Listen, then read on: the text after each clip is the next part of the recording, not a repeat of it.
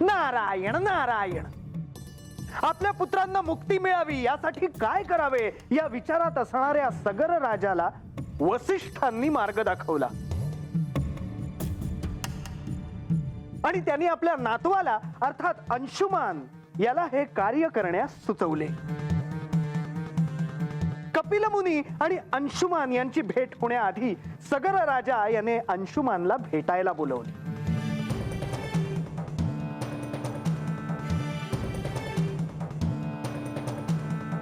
आपण मला बोलावलं?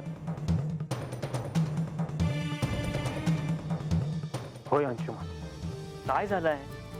आपण एवढे शोकाकुल का दिसत आहात? अंशुमन,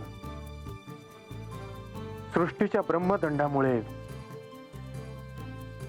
तुझे सर्व पितृगण गेले आहेत. आपण हे काय बोलता आहात? होय पुत्रा, हे सत्य आहे. माझे सर्व पुत्र जळून भस्मसात झाले. अंशुमन, आता या वंशाला तूच पुढे नेणार आहेस. तूच आता आमचा एकमेव आधार आहेस. पण हे सारं कसं झालं?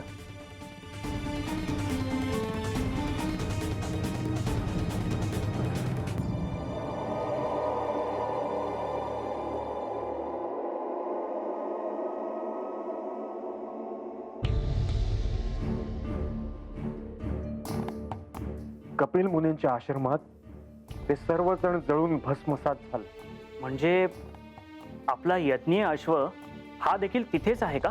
होय अंशुमान, आणि तो आता तुलाच परत आणायचा आहे. मी? होय, तूच माझा आधार आहेस आणि तूच या राज्याचाही आधार आहे. मी तुमच्या शब्दाबाहेर नाही. तुम्ही सांगाल तसेच करेन मी. सांगा, काय आज्ञा आहे माझ्यासाठी? अंशुमन, जेथे कपिल मुनींचा आश्रम आहे तेथे कपिल मुनींच्या क्रोधाग्नीमुळे तुझे सर्व पितृगण भस्मसात झाले. तुला तेथे जाऊन यज्ञाचा अश्व परत आणायचा आहे. नक्कीच, पण तिथे मला त्यांनी काही विचारले तर मी काय सांगू? बघ अंशुमन, तू विनयशील आहेस, सदवर्तनीय आहेस. गुरूंशी कसं बोलावं याचं तुला भान आहे आणि मला खात्री आहे की तुझ्या करवी आपल्या वंशाचा उद्धार होईल असं कपिल मुनी नक्कीच काहीतरी तुला सांगतील. माझ्या करवी आपल्या वंशाचा उद्धार होणार असेल तर त्यासाठी मी काहीही करायला तयार आहे. अंशुमन, मला अभिमान आहे तुझा. आता मला निघायला हवं. माझ्या कार्यामध्ये मला यश लाभो असा आशीर्वाद असू द्या. शुभम भवतु.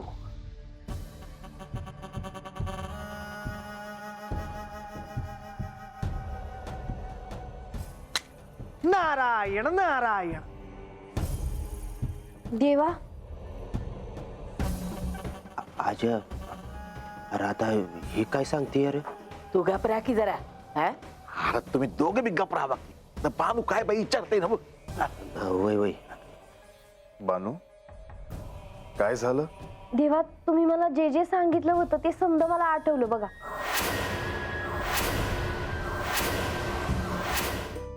सत्य आहे, परंतु माझ्या मते श्री महादेवांनी गंगेला पृथ्वीवर येण्यासाठी आवाहन करणं हे पार्वती देवींना आवडणार नाही.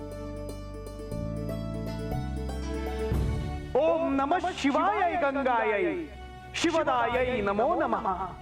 नमस्ते विष्णुरूपिण्यै ब्रह्ममूर्त्यै नमोस्तुते. नमस्ते रुद्ररूपिण्यै शांकर्यै ते नमो नमः. सर्वदेव स्वरूपिण्यै नमो भेषजमूर्तये. त्वमेव मूल प्रकृतिस्त्वं पुमान् पर एव हि गंगे त्वं परमात्मा च. शिवस्तुभ्यं नमः शिवे. नारायण नारायण. तर भक्तजन हो, भगीरथाने आपल्या पूर्वजांना मुक्ती मिळावी म्हणून श्री गंगादेवींना प्रसन्न करण्यासाठी तप केले आणि त्याला हेही कळून चुकले की श्री गंगादेवींना जर या भूतलावर आणायचे असेल तर श्री महादेवांना प्रसन्न करणे आवश्यक आहे. म्हणजे आता त्यांना महादेवांना प्रसन्न करण्यासाठी तप करावे लागले तर?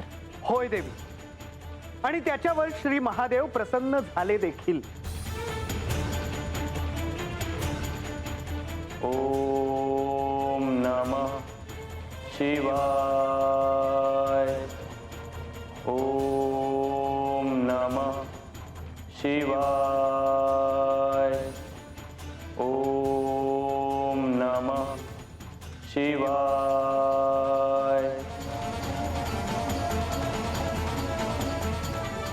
मी प्रसन्न व्हावे म्हणून भगीरथ तप करत आहे. आता त्याला दर्शन देण्याची वेळ आली आहे. ओम नमः शिवाय. ओम नमः शिवाय.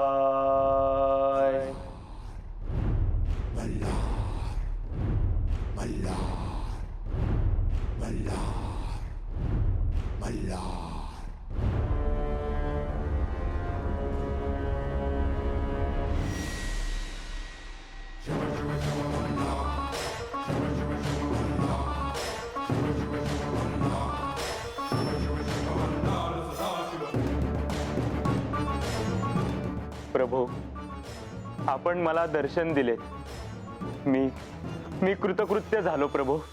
भगीरथ, तू माझे अत्यंत मनोभावे स्मरण केलेस, माझी आराधना केलीस. मी तुझ्यावर प्रसन्न आहे. हे माझे परमभाग्य आहे प्रभू. सांग भगीरथा, तुझ्या मनामध्ये काय आहे? मी तुझी मनोकामना पूर्ण करेन. हे प्रभू, आपण देवांचे देव महादेव आहात. त्रिमूर्तींपैकी एक आहात. या साऱ्या सृष्टीच्या लयतत्वाचे स्वामी आहात. प्रभू, मी आणि माझे वडील, माझे आजोबा, आम्ही गेली 3 पिढ्या देवी गंगा यांनी प्रसन्न व्हावे म्हणून कठोर तप करत आहोत. हे साऱ्या सृष्टीला ठाऊक आहे. हे महादेव, हे प्रभू, आपण कृपावत्सल आहात. देवी गंगा यांना प्रसन्न करण्यात मी यश मिळवलेही, पण मी आवाहन केल्याशिवाय ती ह्या पृथ्वीवर येणार नाही.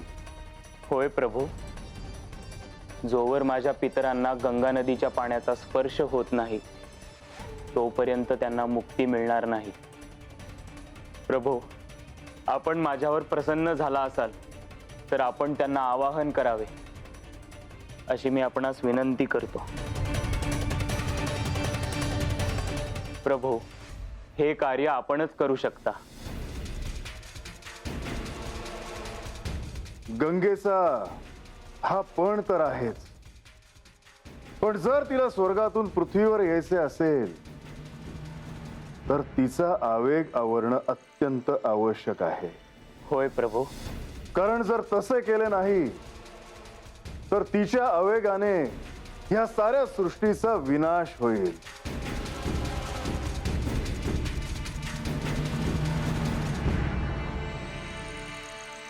आपण सांगा देवा, मी काय करावे?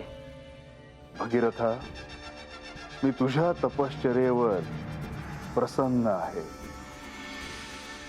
तेव्हा मी तुझी मनोकामना पूर्ण करेन.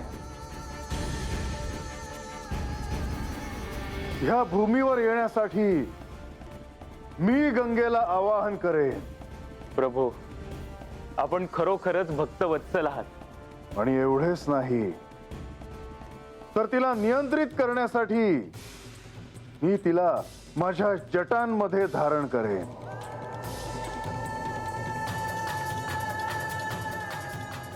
शुभम भवतु.